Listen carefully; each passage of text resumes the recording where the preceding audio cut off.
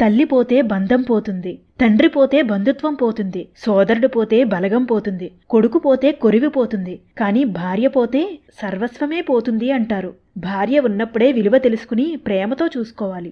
ఎక్కడో పుట్టి పెరిగి నీ నీడకి వస్తుంది, నీ వంశాన్ని నిలబెడుతుంది, సంసారాన్ని నిత్యం సాగు చేస్తూ కుటుంబానికి మంచి పేరు తెస్తుంది, గృహాన్ని సైనికుడిలా కాపాడుతూ ఉంటుంది, భర్త యొక్క కీర్తి ప్రతిష్టలను పెంచేలా ప్రవర్తిస్తుంది, వృద్ధాప్యంలో కూడా చేతనైనంత సేవ చేస్తుంది. భార్య నుంచి అన్నీ అందుతాయి కాబట్టే పరమశివుడు సైతం మాతా పార్వతీదేవికి తన అర్ధ శరీరాన్ని ఇచ్చాడు.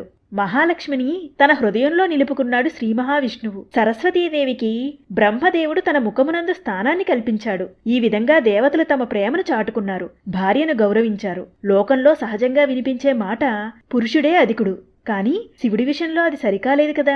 శివుడు అనుక్షణం మాతా పార్వతీదేవిని నిరంతరం గౌరవిస్తూనే ఉన్నాడు. పార్వతీదేవితో తనకు వివాహం కాక